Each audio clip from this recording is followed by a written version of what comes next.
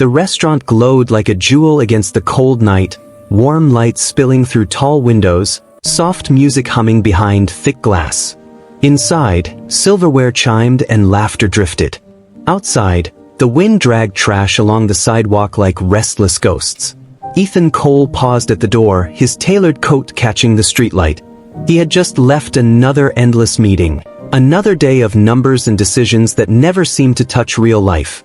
As he stepped in, his eyes caught something through the window across the street.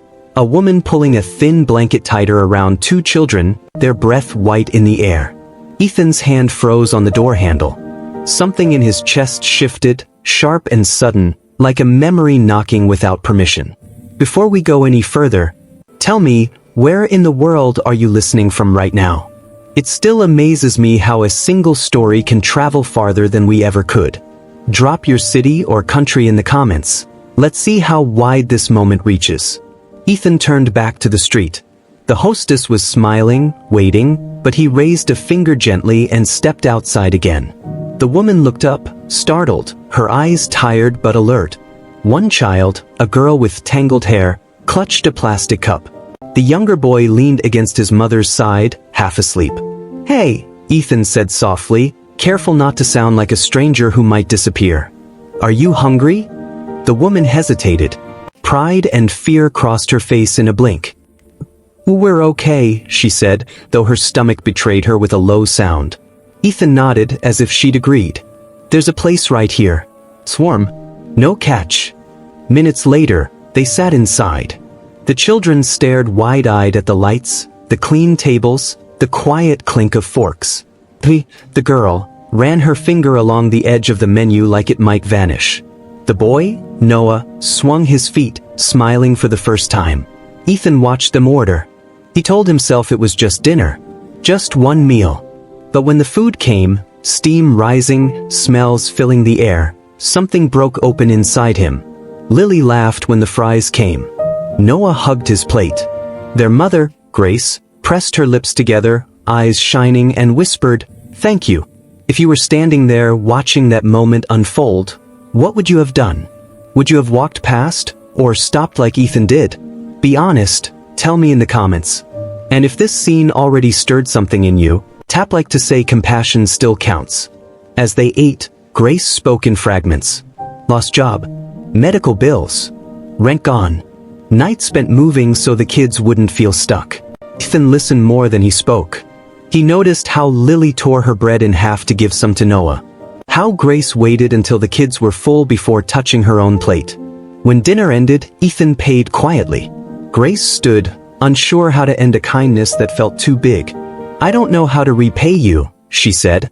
Ethan smiled, uncomfortable. "You don't have to." They walked toward the door together. That was when Lily slipped back to the table. She climbed onto the chair, small fingers moving with care.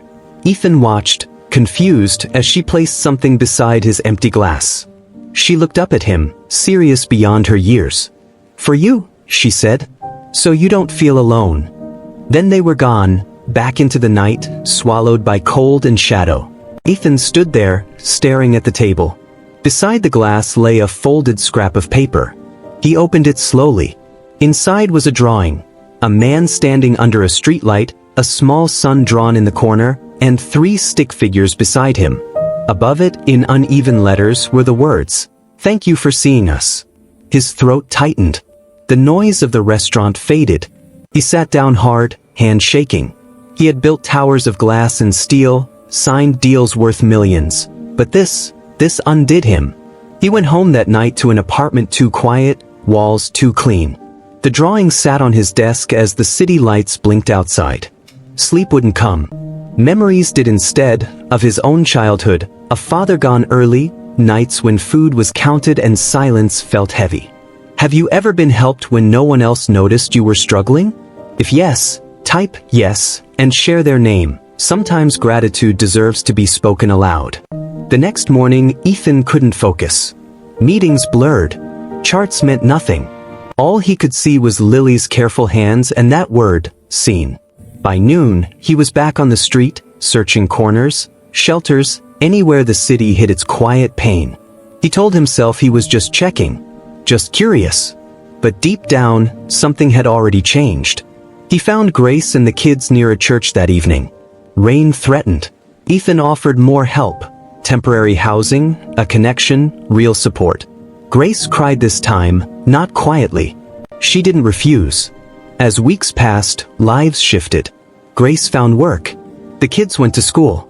Ethan visited sometimes, awkward but sincere. The drawing stayed in his wallet, edges softening. Then one afternoon, a call came, news that cracked open old wounds and forced Ethan to face a truth he had buried for years. He sat alone in his office, staring at the city below, realizing that the greatest gift Lily gave him wasn't the drawing at all. It was the moment she reminded him of something he had forgotten. Just as the weight of that realization began to settle, and his phone buzzed again, pulling him toward a decision that would change everything. The phone vibrated again on Ethan's desk, a sharp, insistent buzz cutting through the glassy silence of his office. He didn't pick it up right away. Outside the floor-to-ceiling windows, traffic crawled like a living vein, red and white lights pulsing without pause. The city never stopped. He used to love that about it. Now it only made him feel tired. When he finally looked at the screen, his chest tightened. It was the hospital. The voice on the other end was calm, professional, too calm for the words it carried. His father's name. A complication. A request that Ethan come as soon as possible. By the time the call ended, Ethan was already standing, coat in hand, the drawing from Lily slipping out of his wallet and landing face up on the desk. He stared at it for a second longer than necessary. "I'll be back," he muttered to no one, then walked out. The hospital smelled like antiseptic and old memories. Machines hummed softly, a mechanical breathing that felt almost human. Ethan hadn't been here in years. Not since he was 19, standing in a similar hallway, fists clenched, promising himself he'd never feel that helpless again. His father lay thinner now, skin pale against white sheets. The man who once seemed unbreakable looked small, diminished. When his eyes opened and found Ethan, something like relief flickered there, followed quickly by guilt. "You came," his father said, voice rough. Ethan nodded. They called. Silence settled between them, heavy with everything unsaid. Years of distance. Missed birthdays. Conversations postponed until later, a word that quietly vanished over time. "I heard about your company," his father said after a while. "You did well." Ethan didn't answer. The praise felt hollow, arriving far too late. "I wasn't there for you," the older man continued, staring at the ceiling. "I thought providing was enough. I was wrong." Ethan swallowed. Images flashed, empty kitchens, overdue bills, his mother's forced smiles. And then, unexpectedly, Lily's drawing overlapped those memories, like a bridge between past and present. "I met a family," Ethan said quietly, "a few weeks ago." His father turned his head slightly, listening. "They had nothing," Ethan went on. "But the little girl, she gave me something anyway. She thanked me for seeing them." His voice cracked despite himself. "I didn't realize how invisible I'd made myself." His father's hand twitched, reaching, stopping short. "It's not too late," he whispered. "For you, or for me." Ethan stayed until the room grew dark, until the beeping machines felt almost like a heartbeat he could borrow for comfort.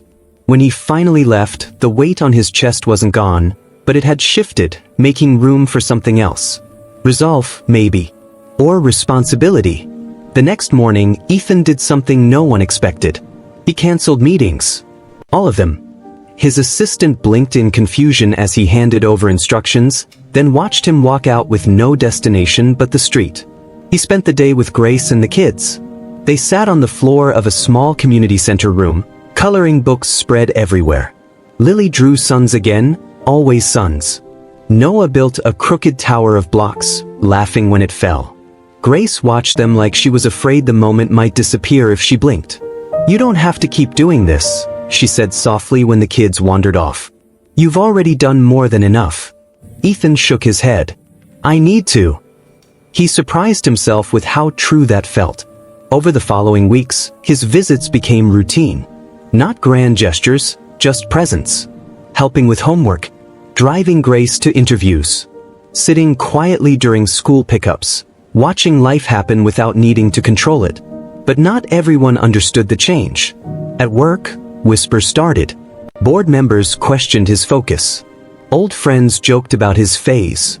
One afternoon, during a tense meeting, a senior partner leaned across the table and said, "You're risking everything you built." Ethan thought of the hospital room, of Lily's careful handwriting. "Maybe," he replied evenly, "but I'm finally building something that lasts." That night, alone again, doubt crept in. The city lights looked colder. What if he was wrong? What if kindness wasn't enough to fix what was broken? He pulled out the drawing once more. His phone buzzed, an email from Grace. A photo attachment loaded slowly. It showed Lily on her first day of school, backpack too big, smile brighter than the sun she loved to draw. Under it, Grace had written, "Because of you, my children sleep without fear." Ethan leaned back, eyes burning. "Now it's your turn. Pause for a moment and think. What's one small good thing you've done recently, even if no one noticed? Share it below so others remember that humanity still lives. Your story might be exactly what someone needs tonight." The following week brought another call from the hospital. This time, there was no rush, only finality. Ethan stood by his father's bed as the machines went quiet, holding a hand that felt lighter than air. In those last moments, there were no speeches. Just a shared look that said we tried, even if imperfectly. After the funeral, Ethan didn't go back to the office. He walked instead, past shelters, schools, crowded buses, quiet alleys. He saw faces he'd once ignored. Stories waiting without words. Something inside him settled into place.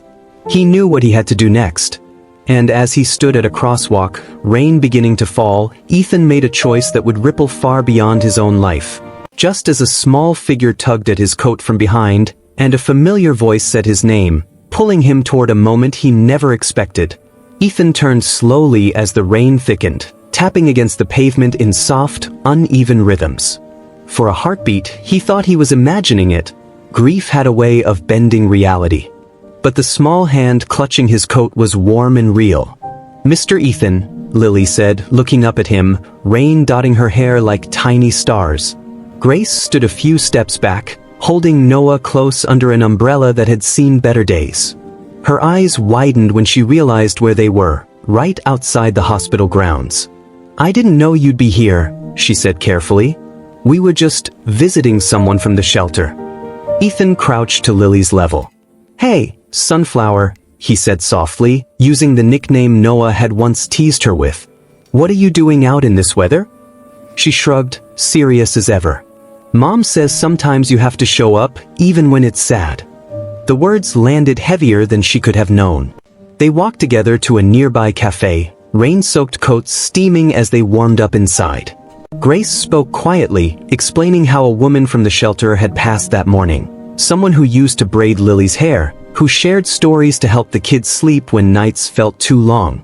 "She didn't have family," Grace said. "So we went." Ethan nodded, throat tight. He stared at the condensation sliding down his mug and felt something crack open inside him again. Not pain this time, but clarity. After a pause, Grace reached into her bag. "There's something I should tell you," she said. Her voice trembled just slightly. "The night you bought us dinner, that was the first time Lily had eaten a full meal in 2 days." Ethan's breath caught. "She didn't tell you because she didn't want you to feel bad," Grace continued. "She wanted you to feel happy." The cafe noise faded. Ethan saw that night again. The fries, the laughter, the drawing. He had thought he was the giver. He understood now how wrong that was. If that realization hit you too, if your chest feels a little tighter right now, leave a red heart. Sometimes a single symbol can say what words never quite manage to. The weeks that followed moved fast but felt deliberate. Ethan didn't announce his changes, he simply made them. He funded a small program through a local nonprofit, then showed up himself, sleeves rolled, listening more than speaking. He insisted on transparency, on dignity. "Help shouldn't feel like charity," he said. "It should feel like respect." Grace noticed the toll it took. Late nights. Lines forming under his eyes. One evening, as the kids played nearby, she asked, "Why are you really doing all this, Ethan?" He thought of his father's final look. Of empty kitchens. Of a little girl who thanked a stranger for seeing her. "Because I spent most of my life invisible to myself," he answered. "And someone reminded me." Not everyone welcomed his efforts. A city council meeting turned heated when funding priorities were challenged. Accusations flew: publicity stunt, guilt project, distraction. Ethan stood there, hands steady on the podium. "I'm not here to be applauded," he said evenly. "I'm here because ignoring suffering doesn't make it disappear. It just makes it quieter." The room fell silent. That night, exhaustion finally caught up with him. Ethan sat alone in his apartment, lights off, city humming below. Doubt crept in again, sharper now. Was he trying to rewrite his past through strangers? Was kindness just another way to avoid grief? His phone buzzed. It was Lily. Well, technically, it was Grace's phone, but the message was dictated with obvious seriousness. "Mr. Ethan, Mom says you look tired. I think heroes need naps too. Also, I drew you something new." A photo followed. The drawing showed a bridge stretching over dark water, tiny figures crossing together. Above it in careful letters, "No one has to fall if we hold hands." Ethan pressed his palm to his eyes, breathing through the ache. The next morning brought news he hadn't prepared for. An internal audit, one his own board had initiated, revealed misused funds from years back, before his leadership but buried under his signature. Legal consequences loomed. Headlines waited, hungry. Grace saw it on the news before he could warn her. When he arrived that evening, she didn't pull away. She simply listened as he explained, shame threading every word. "I don't know what happens next," he admitted. "I might lose everything." Grace studied him for a long moment. "Everything?" she asked gently. "Or just the things you used to think mattered?" Her words echoed long after he left. The investigation moved fast. Lawyers talked. Numbers blurred. Old allies vanished. Through it all, Ethan kept showing up, quietly, consistently. Not because it would look good. Because it was right. One afternoon, as Lily walked beside him, she looked up and asked, "Are you in trouble?" He smiled sadly. "A little." She nodded, considering. "That's okay. Grown-ups learn too." The day the verdict came, Ethan stood alone in his office, city stretching endlessly below. The consequences were real: heavy fines, public scrutiny, stepping down from his position. His reflection in the glass looked older, thinner. Yet strangely, lighter. As he turned away from the window, phone in hand, he knew the next choice wouldn't be about money or reputation. It would be about forgiveness, of others and of himself. Be honest. If you were in his place, could you forgive after losing so much? Type forgive, if you could, or never, if it would break you too deeply. Ethan exhaled slowly, making a call that would change the course of more lives than he could yet imagine. Just as the rain began again outside, and footsteps approached the door, carrying news that would test his resolve one final time. The knock at the door was soft, almost hesitant. Ethan stood still for a moment, phone still warm in his hand from the call he'd just ended. Outside, rain traced thin lines down the glass, blurring the city into watercolor streaks. He crossed the room and opened the door. It was Michael, his former legal counsel, tie loosened, eyes tired but kind. "I figured you shouldn't hear this alone," he said. They sat at the kitchen counter, the space feeling suddenly smaller. Michael laid out the final details. The penalties were confirmed. The public statement would go out in the morning. Ethan would step away from leadership indefinitely. No prison. No total ruin. But the fall was real. When Michael left, silence rushed back in. Ethan rested his elbows on the counter, head bowed.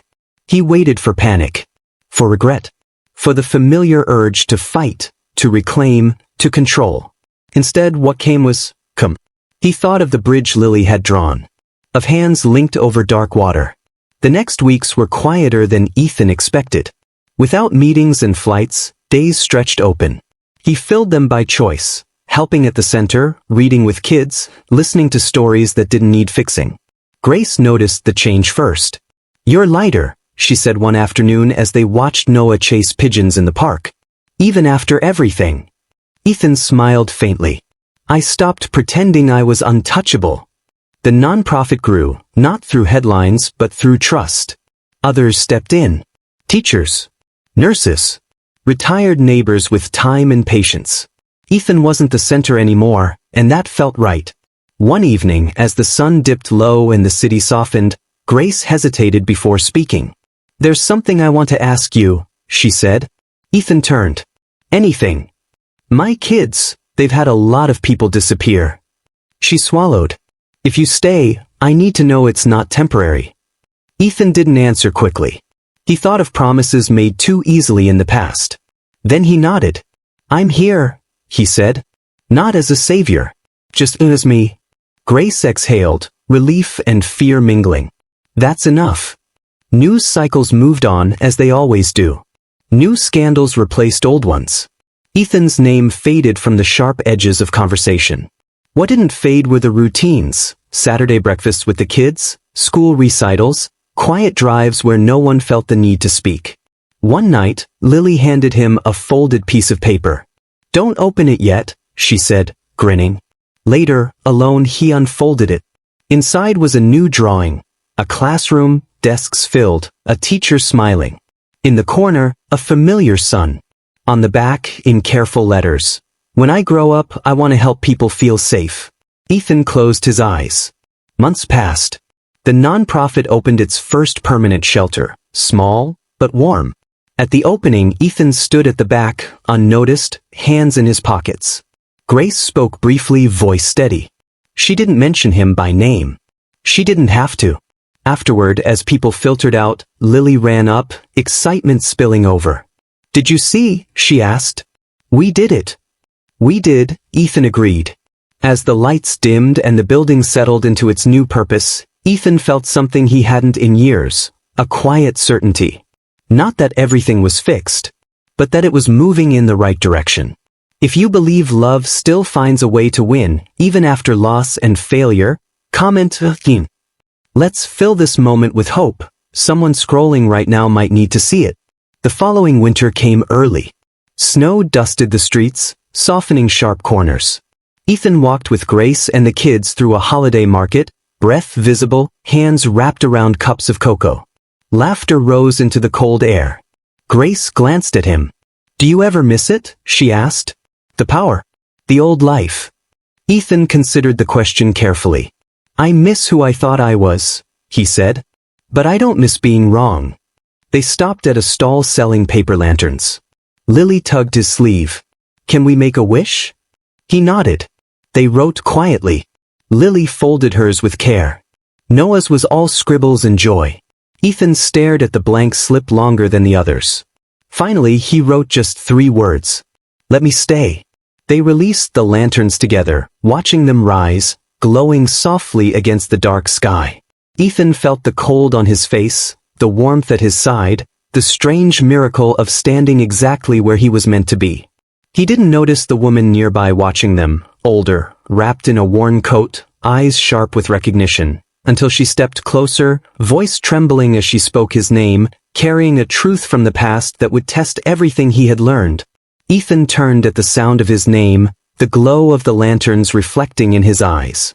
The woman stood just beyond the edge of the light, her coat frayed at the cuffs, hands clenched as if she might lose courage if she let go.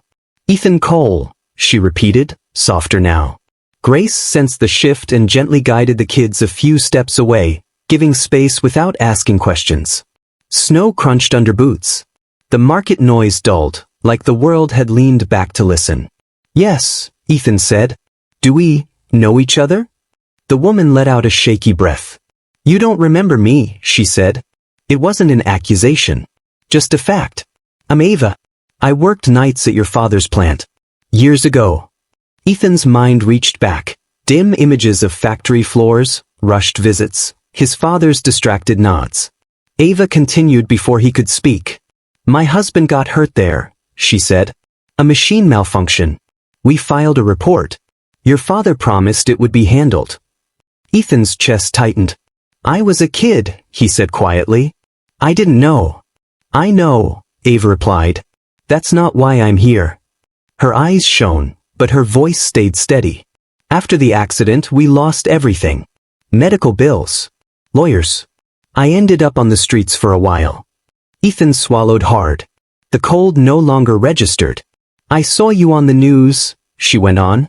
Heard about the shelters. About the family you helped. She paused, gathering herself.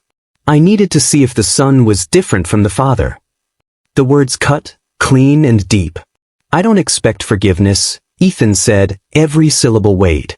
But if there's anything I can do. Ava shook her head. That's the thing, she said. You already did. She reached into her coat and pulled out a small, creased envelope. This came to the shelter last month. Anonymous donation. Covered my husband's final care. Let me say goodbye with dignity. Ethan stared at the envelope, realization dawning. He had signed dozens like it, never knowing the faces behind them. I just wanted you to know, Ava said, tears finally slipping free, that your choice mattered. Even if it came late. Something inside Ethan finally gave way. He bowed his head, snow melting against his lashes. I'm sorry, he whispered. For all of it. Ava nodded. I know. She stepped back, the weight between them lighter somehow. Take care of those kids, she added, glancing toward Grace and the children. They're lucky. As she disappeared into the crowd, Ethan stood frozen, breath shaking. Grace returned, searching his face. Are you okay? She asked. He nodded slowly. I just closed a door I didn't know was still open. If that moment hit you hard, if it stirred something deep and unexpected, leave a red heart. Sometimes that's the only language the heart has. Winter deepened. Snow piled high. Inside the shelter, warmth and laughter grew. Lily learned to read faster than anyone expected. Noah stopped waking up from nightmares. Grace's shoulders eased, tension slowly unspooling. One evening, as they decorated the small tree in the common room, Lily held up an ornament shaped like a star. This one's for you, she said, handing it to Ethan. For me. She nodded. Stars help people find their way. Ethan smiled, throat tight. Thank you. Later that night, after the kids were asleep, Grace and Ethan sat side by side, lights twinkling softly. You could have walked away after tonight, she said. After Ava. I thought about it, Ethan admitted. Running is something I'm good at. Grace met his eyes. And I'm tired of being good at the wrong things. Spring crept in quietly. Buds replaced frost. The shelter expanded its programs, job training, counseling, childcare. Ethan didn't lead from the front. He stood beside others, lifting when needed, stepping back when not. One afternoon, Lily came home from school unusually quiet. She sat at the table, fingers tracing the wood. Did something happen? Ethan asked gently. She nodded. A boy said we're only safe because you're rich. That when you leave, we'll be back outside. Ethan felt a familiar sting of fear. He knelt in front of her. What did you say? I said, we're safe because we help each other, Lily replied. And because people can change. Ethan pulled her into a hug, holding on a moment longer than usual. As he stood, he realized the truth in her words. This wasn't about him anymore.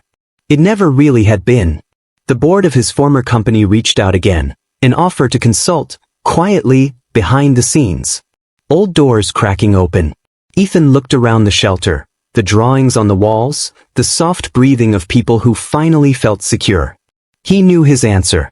And as he prepared to give it, a final test waited, one that would ask him to choose not between success and failure, but between who he was and who he had become, just as the story edged toward its quiet, hopeful close.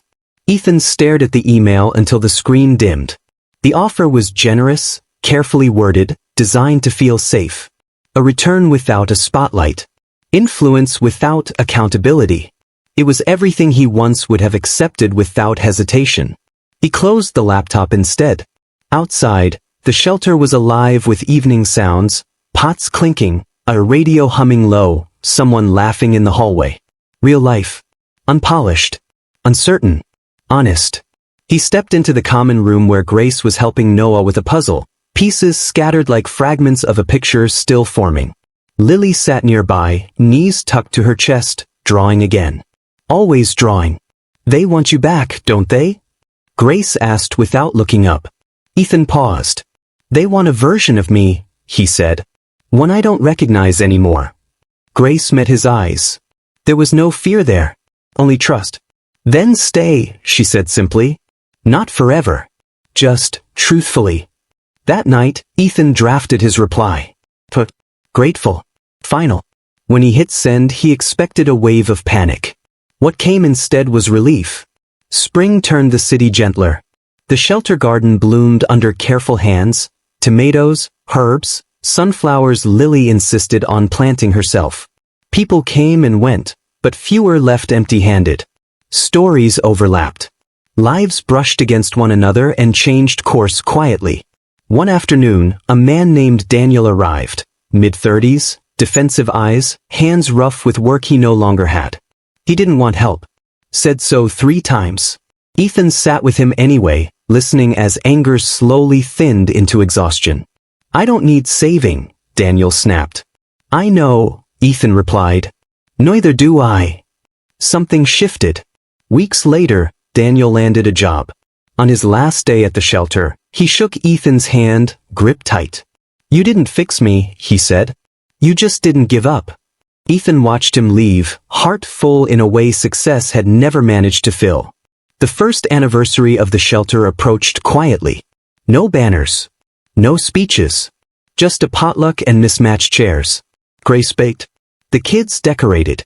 Someone strummed a guitar off-key. Ethan stood at the edge, content to observe. Lily spotted him and ran over, dragging him toward the center. You have to say something, she insisted. I really don't, he laughed. Yes you do, she said firmly. You're part of the story. He looked around, faces familiar and new, eyes warm, guarded, hopeful. He took a breath.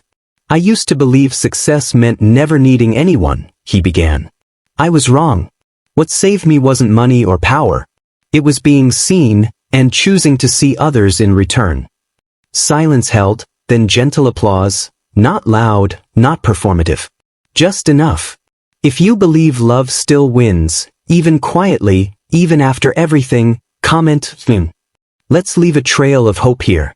Someone scrolling right now might need to see it. Later that evening, after dishes were washed and lights dimmed, Ethan found Lily sitting alone on the steps outside, watching fireflies flicker in the dusk. What are you thinking about? He asked, sitting beside her. She shrugged. I'm thinking that people don't disappear as much anymore. Ethan smiled. That's a good thing to notice. She leaned her head against his arm. Promise you won't disappear.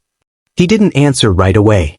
He looked at the shelter, at Grace through the window, at the soft glow that felt like home. I promise I'll keep showing up, he said. Summer came. Then fall. The shelter became a reference point, a place people pointed to and said, that's where I started again.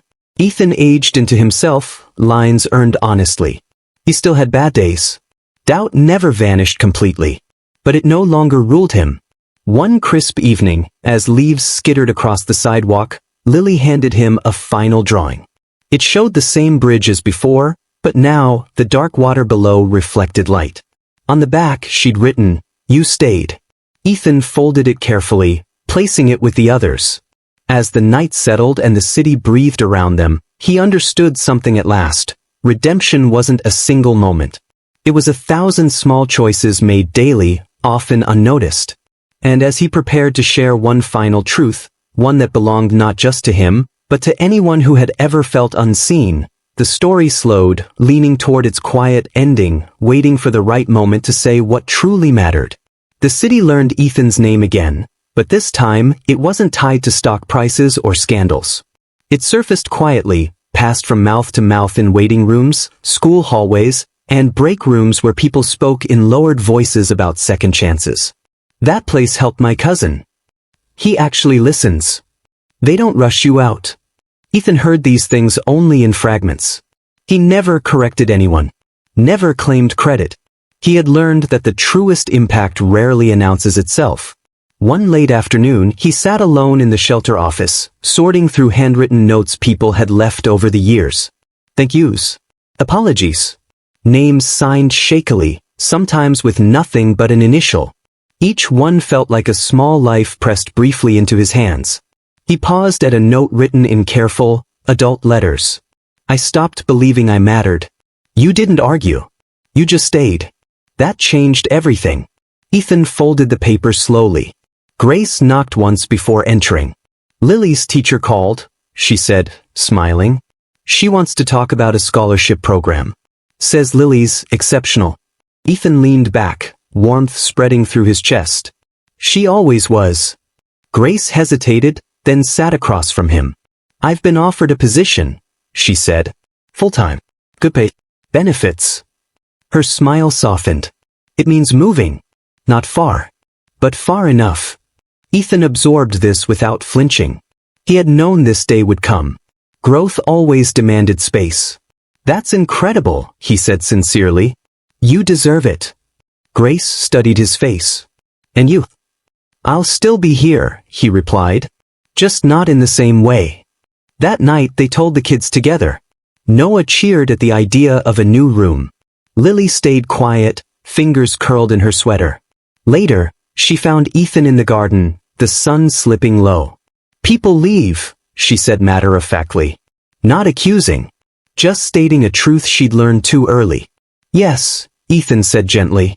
Sometimes they do. She looked up at him. But they can still love, right? Ethan swallowed. Yes, he said. They can. She nodded, satisfied, for now, and handed him one last folded drawing. He didn't open it. Some things deserve time. The weeks before the move passed quickly. Laughter mixed with sadness. Promises were made carefully, without drama. On the final evening, the shelter gathered for dinner. No speeches. Just food shared the way it always had been. As Grace hugged Ethan goodbye, she whispered, You didn't save us. You walked with us. Ethan watched them leave, heart full and aching all at once. If you believe that hope doesn't always shout, that sometimes it just shows up and stays, leave a word below that means hope to you. Someone reading it might need that reminder tonight. The shelter settled into a new rhythm. Different faces. Same purpose. Ethan adjusted, learning again that love didn't vanish with distance. It transformed. One quiet morning, alone in the office, he finally unfolded Lily's last drawing. And as he took it in, breath-catching, the meaning of everything he had lived through gathered into a single, gentle truth, one that would carry him, and anyone listening, into the final warmth of the story, just as the day leaned toward light, and the ending drew close, waiting to be spoken. The drawing trembled slightly in Ethan's hands. It showed the bridge again, but this time, the figures weren't crossing it. They were standing in the middle, looking outward together. Above them, the sun was larger than ever, filling the page with light. Beneath it, Lily had written in careful, uneven letters. You helped me feel brave. Now I help others feel brave too. Ethan sat back slowly, the office quiet around him. For a long time, he didn't move. The city outside carried on, cars passing, people hurrying, lives unfolding without pause. But inside that small room, something settled into its final place. He had spent so many years believing his worth was tied to what he could build, control, or protect himself from losing. But Lily, small, hungry, unseen Lily, had shown him another truth. That meaning wasn't found at the top of anything. It lived in the middle. Where people met. Where hands reached. Where someone chose to stay. Ethan placed the drawing on the wall, beside the others. The collection wasn't neat or impressive. But it was honest. A record of moments that mattered. He stood and walked through the shelter one last time that evening, checking doors, lights, listening to the quiet breathing of people finally at rest. In the kitchen, a new volunteer laughed softly while cleaning. In the hallway, a man murmured in his sleep, no longer haunted by where he might wake up. Outside, the air was cool and kind. Ethan stepped into the street and didn't feel alone. He still had money. Still had influence. But those things no longer defined him. They were tools now, not armor. What defined him was simpler, harder, and far more human. Showing up. If this story moved you, don't scroll past quietly. Tap like, not for me, but for the soul who carried this pain and still chose kindness. One click can be your way of saying, I felt you. And sometimes, being felt is where healing begins. Ethan never returned to the boardroom. He didn't need to. His days filled themselves, with faces, with names, with stories still unfolding. Some happy, some heavy, all real. Years later, a letter arrived with a familiar drawing tucked inside. Lily was older now. Her handwriting steadier. I'm studying social work, the letter read. I want to build bridges too. Ethan smiled, eyes warm. The world hadn't changed overnight. It never does. There were still cold streets. Still invisible families. Still pain waiting quietly in corners. But there were also people like Lily. And people like Grace. And people like Ethan. No longer lonely, no longer frozen by the weight of his past. Just present.